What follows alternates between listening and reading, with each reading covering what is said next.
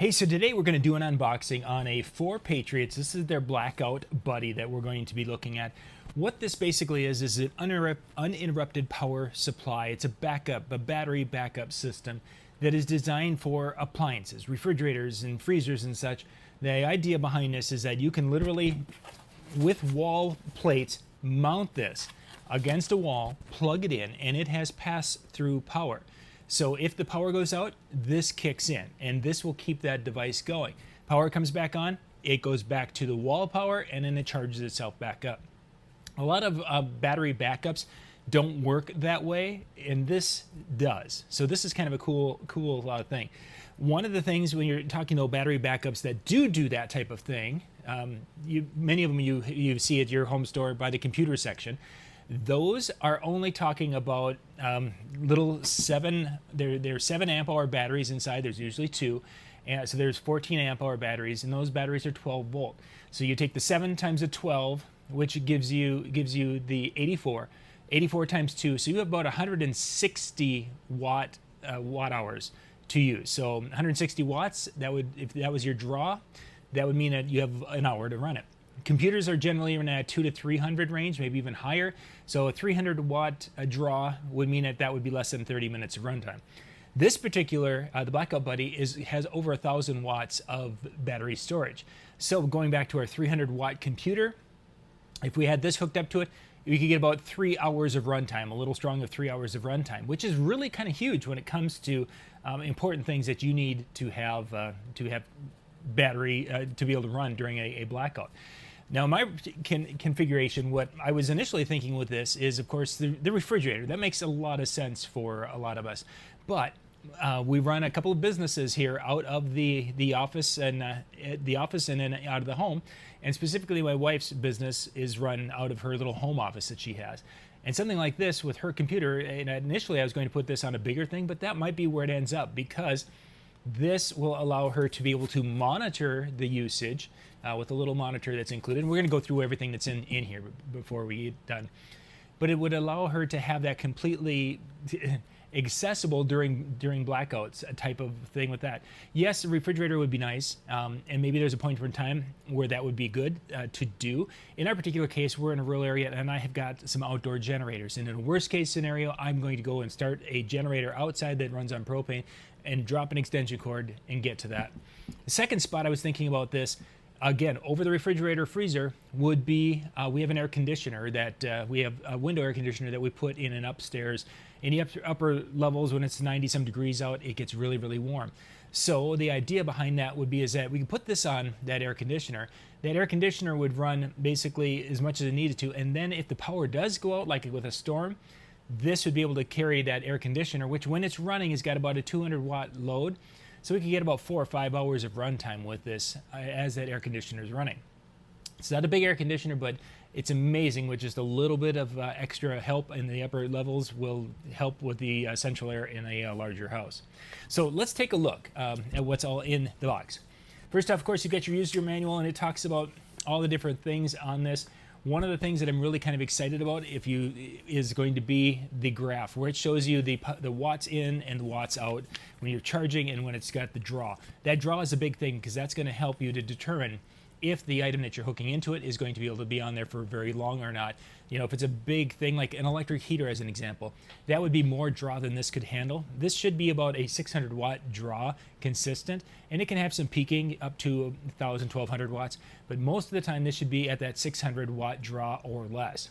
So when a refrigerator kicks in, there's a higher demand, and then it settles down. When a freezer kicks in, there's a high, and then it settles down. Even an air conditioner, a smaller air conditioner, when it kicks in, it's up and then it settles back down. So that would work well for those applications. So we've got some mounting screws in here and some plugs if you need to put it into cement or something. Could be used for sheetrock, but these aren't the greatest ones for sheetrock. There's much better out there for that. Got a little bag here. Now there's going to be some cabling that goes from the unit itself. There's going to be some power cabling. And then there is some connecting cabling, because if you wanted to put a couple of these together. So this is one of the connecting type cables right here that would allow a person to connect from one to another, so you could have basically twice the runtime.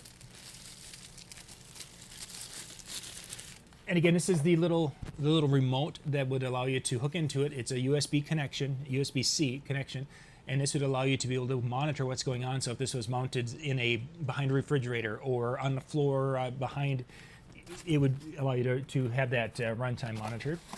Mounting bracket, so you can basically go and leg this into a wall, set that on there, or tip it in, set it on there, and off you go.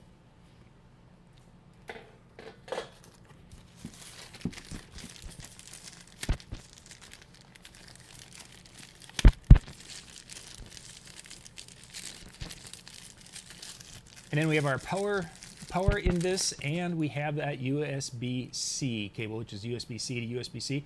And then you have your IEC cable for your power supply to get into it.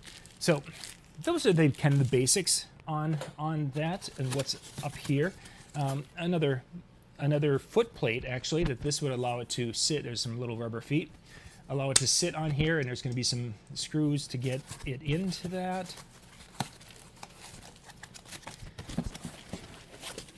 And now let's take a look at the unit itself. Now, this is a heavy thing. This whole box is 45 pounds, and as you see, there's some metal in there, but this is still a heavy beast. Ugh. So here's the bottom. If you're looking at that, you can actually see there's the 4 screw mounting spots for mounting that foot on there. And then once the foot is on there, it would be able to, I'm going to just get this plastic bag out. I already opened it up and looked at that. So it is a big piece. But it's not very thick. It's only a couple of inches thick, about 2.5 inches thick. But it's a good size, about a 2 foot by about 14 inches, maybe 16 inches, somewhere in that ballpark. On the unit, we have the spot where the USB-C for the remote to plug in. If a person's got the solar panels, there is some solar panels that could be utilized with this, and this is your AC out on that side. And then let's see, where are my other ones? I must be on the bottom.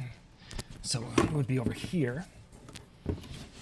And then on this side, you've got your expansion in and expansion out. So this one actually could work with, if you buy 3 of these, you connect them together type of thing. Well, 2 of them. Expansion in, expansion out.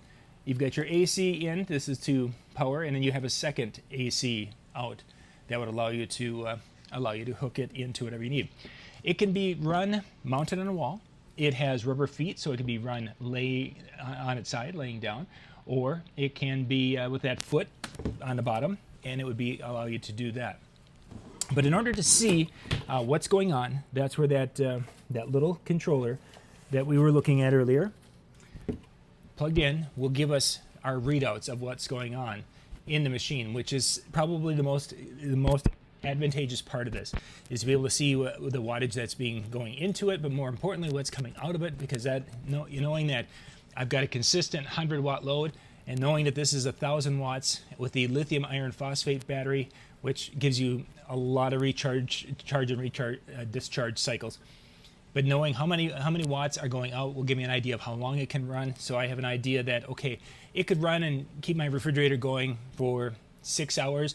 I know if I'm going to have to go beyond that, I'm going to have to find something else to do, and be very careful with how many times you open a refrigerator door, things such as that. So very beneficial, very excited to check this out. But with that said, I think I'm going to take this up and put this on the air conditioner, and we're going to run it there, because then I can unplug it from the wall and just test it and see how long it's going to be able to run that AC unit during this incredibly hot spell here in Minnesota, where we're hitting like 90 to 95 every day for the last week and a half.